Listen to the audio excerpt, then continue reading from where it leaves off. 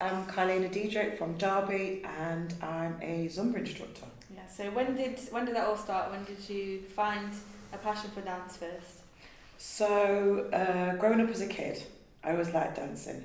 Mm-hmm. Me and my friends, we used to listen to a group called 5 Star, Okay. and we used to do a lot of the routines. We'd make up our own routines in our bedroom. So I was always interested in dancing anyway. Mm-hmm. But then in terms of Zumba, my friend and I, we went to a Zumba class at Moorways back in about 2011. Mm-hmm. And I remember the first ever Zumba class I went to. I thought, what just happened to me? Literally, it is just like that. When you go to Zumba, you go and you think, oh, I can dance. Yeah. This is going to be easy. And I remember we were at the back. Yeah. And there was about 90 people because Moorways was massive. Huge. And we were in the back and we couldn't really see. And the music started and everyone was going in one direction and we were going in the other because we were like a move behind. So it was crazy. I loved it. So every Friday we would go and I'd tell more people about Zumba. And eventually there was about 15 of us that would go every Friday. Wow. And then eventually obviously we worked our way to the front row. So Yeah. all 15 of us would be at the front row. And then eventually I was like, do you know what? I think I can do this. So in 2011 I took my Zumba instructing course. Yeah. And I never looked back. Yeah. Yeah. Zumba is created by Beto. So he's brilliant, but there's been other amazing Zumba instructors that have come out underneath him. Gina Grant, absolutely amazing.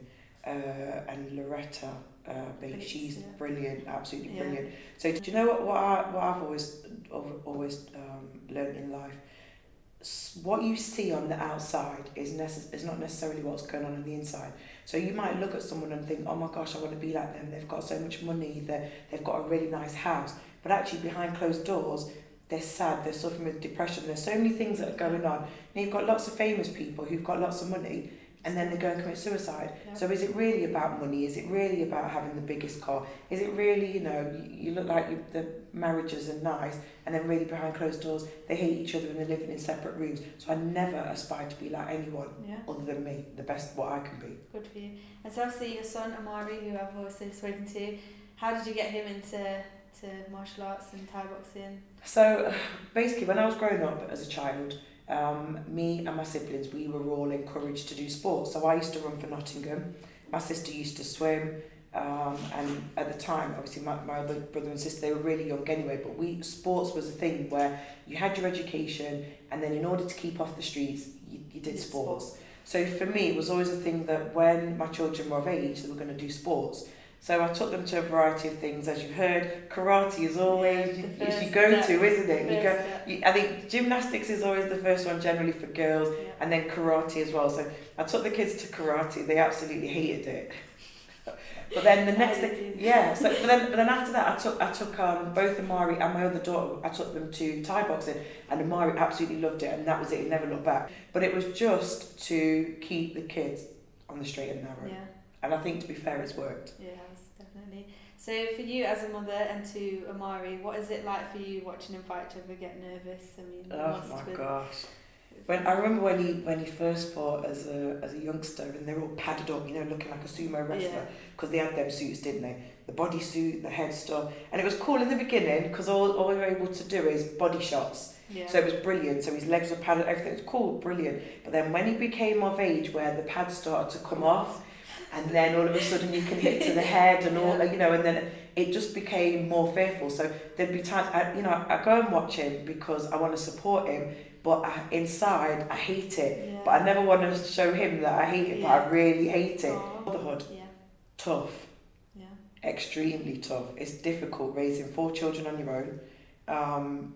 Being a single parent anyway, you always get a bad rap, don't you? Yeah. You're a single parent, and what's difficult as well is you're a single parent and you've got a black male child. Right. So that was one of the difficulties. So for me, it was always a case of I never wanted him to have the same stigma attached to him that other black males have, not even just in Derby, but generally across the board.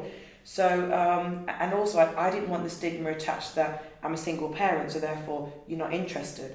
So I became a governor at my son's secondary school because I wanted the school to know that he didn't come from your normal, so-called typical single parent household. So to be fair, I kept him on the straight and narrow by being a governor, just by being on him. But I think in all honesty, it's been worth it. I don't think I would have had it any other day. It's been hard, lots of tears, lots of grey hairs that I've not had to dye yet, by the way, but yeah. Common misconceptions.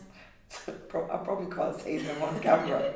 I think people think I'm actually this really horrible, hard-faced. So people have got like, I always say to people after I've met them, like, you know, when you first met me, what was your perception? And they think I'm scary. A lot of people think they do. A lot of people think I'm scary. I think it's because of my physique and my character, and you don't really realise that when you kind of carry yourself in a certain way, that you're actually quite confident, and people sometimes can take that to be, do you know what I'm saying? Yeah. So, but I'm not gonna apologise for rolling my shoulders back and walking with my chest high and just being bothered about me and my household and my close friends. Yeah. So anybody who gets to know me will actually know that I'm actually really soft. Yeah. My biggest setback, oh my gosh, probably being a single parent. Yeah. Because there's obviously a lot of things that you can't do. Yeah. How do you deal with stress? Stress. One of the things that I tend to do is I always say to myself, you deal with it on the day. So it's a bit like having a filing cabinet. Throw all of the stuff out of the filing cabinet, pick it up and file it neatly. Make sure that you've kind of played out every eventuality and move on the next day. And never take it over to the next day. Yeah. Okay. 3 things that make you happy. My kids, work, absolutely love it to bits, and Zumba. Yeah. What are your plans for the future, or future goals you've set yourself? Future goals, in all honesty, if I could, what I've always wanted to do is go back to university and train to be a solicitor, believe it or not. Yeah. As a child, I always wanted to be a solicitor, and I went to uni and studied psychology, and to this day I still don't get why I did that. Yeah. So yeah, I'd love to go back and study law. Who's your favourite music artist? My favourite music artist? Oh my gosh. Really weird, you know, because I like a variety of music. Yeah. So I like grime, I like house, garage, whatever. But at the same time, believe it or not, I love classical music. Mm. So I love Mozart and Tchaikovsky. Yeah, you'd be surprised. So I could seriously, that's the kind of music where if I'm in a different mode and I just want to kick back and chill out and just kind of reflect on stuff, classical all day, every day. So yeah, there's not a particular artist that sticks out, because I listen to all genres apart from rock. That's the only one that I refuse. That is the only type of music. Yeah, rock, forget it. But anything else. But no, Octavian is one of my a grime artist for me. He's really good. But as I said, there's so many grime artists and so many artists in general. Nice. 5 things you can't live without. 5 things. Food. I love food, man. So that's a definite. Water. Caffeine right now, I'm loving my lattes. The gym I can't live without. Mm-hmm. And I'm a shoes fanatic, so yeah, that's me. Cool. Next question, how do you want to be remembered? I'd like to be remembered as someone who was fun and someone who brought joy to a lot of women who did nothing but come to Zumba. So do you know what I mean? So a lot of women come to my classes because they haven't got the time to go to the gym, you know, because they've got children. So a lot of women will come to my class and they'll bring their kids. So I just want to be remembered really for that, for just, regardless of whatever's going on in my life, I want to be someone who's remembered for turning up and just putting on a show.